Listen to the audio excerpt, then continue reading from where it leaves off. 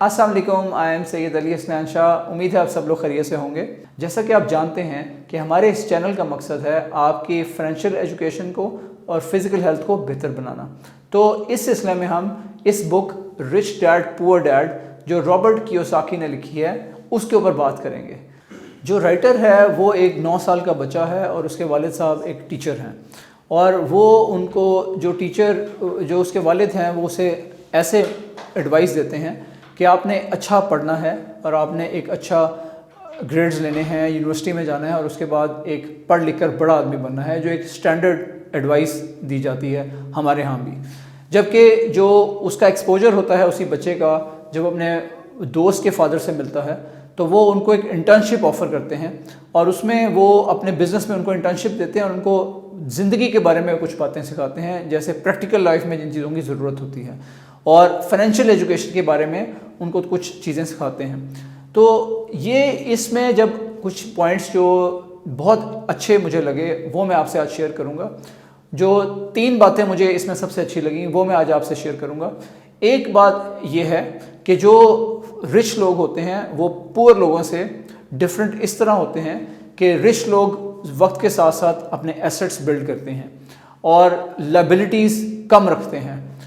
Assets और liabilities का फ़र्क आपको जानना बहुत ज़रूरी है, क्योंकि एसेट एक ऐसी चीज़ है जिससे आप अपने बैंक अकाउंट में या अपनी जेब में कुछ पैसे डालते हैं। एक ऐसा घर जो आपने ख़रीद कर किराए पे दिया हुआ है तो उससे कुछ अर्निंग आपकी किराए की सूरत में आ रही है, so that is an asset.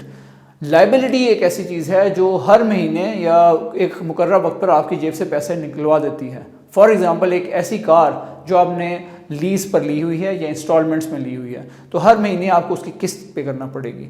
ऐसा फर्नीचर जो आपने किस्तों पर लिया हुआ है वो भी लायबिलिटी में आता है। तो हमें ये नज़र आता है कि जो रिच लोग हैं दुनिया में वो एसेट्स बिल्ड करते हैं, उस पर फोकस करते हैं, जबकि लायबिलिटी से वो ज़रा दूर रहते हैं। पुअर और मिडिल क्लास लोग क्या करते हैं कि वो लायबिलिटीज़ लेते हैं but they think they are buying assets. जैसे उनको एक सैलरी के साथ बोनस मिलता है वो इसकी डाउन पेमेंट करते हैं एक अच्छी गाड़ी की और उसको किस्तों पर निकलवा लेते हैं। इसी तरह अगर किसी ने अपना घर के लिए लोन लिया है बैंक से तो वो भी एक इंस्टॉलमेंट उसको देनी पड़ेगी, किस्तें देनी पड़ेंगी। तो ये लायबिलिटीज़ हैं। तो जो पुअर लोग हैं और मिडिल क्लास लोग हैं वो अपनी लायबिलिटीज़ को बढ़ाते चले जाते हैं और उनकी एसेट्स कम से कम होते चले जाते हैं, जिसकी वजह से वो हमेशा हैंड टू माउथ रहते हैं। रिच लोगों की खुसूसियत ये भी होती है कि वो अपनी इनकम को बड़ा रखते हैं अपने एक्सपेंसेस को कंट्रोल में रखते हुए। दैट मीन्स कि जो उनके ख़र्चे हैं वो कम होते हैं उनकी इनकम से, और जो सेविंग्स वो करते हैं वो साथ साथ उनको इन्वेस्ट करते चले जाते हैं वाइजली, जिसकी वजह से उनकी इन्वेस्टमेंट्स और उनका पोर्टफोलियो बढ़ता चला जाता है और वो रिच से रिचर होते चले जाते हैं। जबकि जो मतवसत तबका है और जो गरीब लोग हैं वो इतने खर्चे करते हैं कि उनकी इनकम कम पड़ जाती है। सो जिसे कहते हैं ना चादर देकर पैर फैलाना, तो वो चादर देखे बगैर पाँव फैलाते हैं, जिसकी वजह से उनके एक्सपेंसेस बढ़ जाते हैं उनकी इनकम से। पुअर लोग या मतवसत तबके के लोग ये कोताही करते हैं कि वो ख़र्चा ज़्यादा कर देते हैं जबकि उनकी इनकम कम होती है। तो इसकी वजह से उन्हें कर्ज़ लेना पड़ता है, उधार लेना पड़ता है to make both ends meet. तो आहिस्ता आहिस्ता रफ्ता रफ्ता वो कर्ज़े में दबते चले जाते हैं। तो इसमें शामिल है आपकी गाड़ी की इंस्टॉलमेंट्स, इसमें शामिल है कि अगर आपने घर का कोई लोन बैंक से लिया है उसकी इंस्टॉलमेंट्स हैं। इसके अलावा अगर आपने किसी से कर्ज़ा लिया है या आपने क्रेडिट कार्ड्स लिए हुए हैं तो आप कर्ज़ के नीचे दबते चले जाते हैं। तो इसकी वजह से जो गरीब जो है वो गरीब तर होता चला जाता है, जबकि अमीर अपने वाइज इन्वेस्टमेंट एटीट्यूड की वजह से अमीर तर होता चला जाता है। तो क्या चीज़ है जो इन दोनों को डिफ्रेंशिएट कर रही है? ये है फाइनेंशियल एजुकेशन। फाइनेंशियल एजुकेशन ऐसी चीज़ है जो अगर आप हासिल कर लें तो आप अमीर से अमीर तर बनते चले जाएंगे और आप अपनी इन्वेस्टमेंट्स को वाइजली चीज़ों को री इन्वेस्ट करेंगे और सेविंग्स करेंगे और ये एक एटीट्यूड डेवलप करेंगे based on your financial education. तो आप आगे ज़िंदगी में आगे बढ़ जाएंगे। एक चीज़ ये भी देखने में आई है कि जो गरीब लोग होते हैं वो रिस्क नहीं लेते, या जो मिडिल क्लास लोग हैं वो रिस्क लेना अवॉइड करते हैं और वो हमेशा सेफ़ खेलने पर बिलीव करते हैं। इस सेफ़ खेलने वाले एटीट्यूड की वजह से वो बहुत सारी अपॉर्चुनिटी को अवेल नहीं कर पाते, जबकि जो अमीर लोग हैं, रिच लोग हैं, वो इन्वेस्टमेंट्स को ढूंढते रहते हैं اور ان کے پاس اتنے فنڈز ہوتے ہیں سیونگز میں اور انویسٹمنٹس کی مد میں کہ وہ اس کو وائزلی انویسٹ کرتے ہیں. جہاں ان کو رسک لینا پڑے وہ کیلکولیٹڈ رسک لیتے ہیں اور اس کیلکولیٹڈ رسک کی وجہ سے ان کو ہائی گینز ملتے ہیں. تو یہ کہاوت تو آپ نے سنی ہوگی کہ نو پین نو گین. تو جتنا ہائی رسک آپ لیں گے اتنا ہی ہائی ریوارڈ اس کے ساتھ ایسوسیٹڈ ہوتا ہے. تو یہ چیزیں آپ کو ذہن میں رکھنی چاہیے.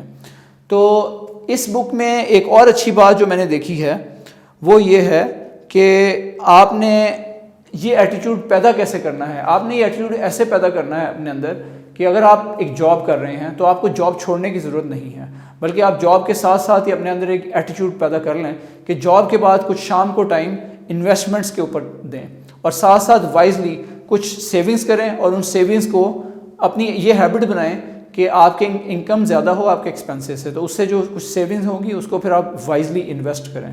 تو اس ہیبٹ سے آپ دیکھیں کہ آہستہ آہستہ آپ کی زندگی میں بہتری آتی چلی جائے گی. اچھا، ایک رسک سے ایسوسیٹڈ یہ بات بھی ہے کہ لوگ یہ رسک کیوں نہیں لے پاتے، بیکاز ان کو یہ جو لاس ہے نا کہ ہم نے کوئی چیز بنائی ہوئی ہے زندگی میں یا ہماری کوئی جاب ہے یہ ہم سے چھن نہ جائے، جو ہمارے ہاتھ میں آج ہے کہیں یہ بھی نہ ختم ہو جائے، تو اس چیز کو اوائڈ کرنے کے لیے وہ رسک نہیں لیتے. تو یہاں پہ انہیں یہ جاننا چاہیے کہ اگر آپ رسک لیں گے تو آپ کے لیے ہائر ریوارڈز ہوں گے. High risk means high rewards. تھوڑا سا کیلکولیٹڈ چلیں، اپنی فائنینشیل ایجوکیشن میں انویسٹ کریں، اس کو بڑھائیں اور اس کی بیسس پہ آپ انویسٹ کریں تو پھر وہ آپ کو اتنا لاس نہیں ہوگا. اچھا، فائنینشیل ایجوکیشن میں کیا کیا چیزیں سیکھنا ضروری ہیں. ایک تو آپ کو اکاؤنٹنگ کا نالج ہونا چاہیے. آپ کو پتہ ہونا چاہیے کہ انکم سٹیٹمنٹ کیسے دیکھی جاتی ہے. انکم سٹیٹمنٹ بیسیکلی ایک ایسا رجسٹر ہوتا ہے، ایک ایسا ریکارڈ ہوتا ہے جو شو کرتا ہے کہ آپ کی انکم کیا ہے اور آپ کے ایکسپنسز کیا ہیں. اس کے علاوہ آپ کو بیلنس شیٹ کا پتہ ہونا چاہیے. بیلنس شیٹ یہ بتاتی ہے کہ آپ کے پاس کتنے ایسٹ موجود ہیں اور کتنی لائبلٹیز موجود ہیں. ایک انکم سٹیٹمنٹ اور بیلنس شیٹ کو دیکھ کر میں یہ اندازہ لگا سکتا ہوں کہ یہ کسی پور یا مڈل کلاس بندے کی انکم سٹیٹمنٹ ہے یا یہ کسی رچ بندے کی انکم سٹیٹمنٹ ہے. رچ بندے کی انکم سٹیٹمنٹ میں ہمیشہ انکم زیادہ ہوگی، ایکسپنسز کم ہوں گے، اسی طرح اس کے ایسٹس زیادہ ہوں گے، لائبلٹیز کم ہوں گی. آن دی ادر ہینڈ جو پور اور مڈل کلاس لوگ ہیں ان کی ان کے انکم سٹیٹمنٹ میں ایکسپنسز زیادہ ہوں گے، انکم کم ہوگی. اسی طرح ان کی بیلنس شیٹ میں لائبلٹیز زیادہ ہوں گی اور ایسٹس کم ہوں گے.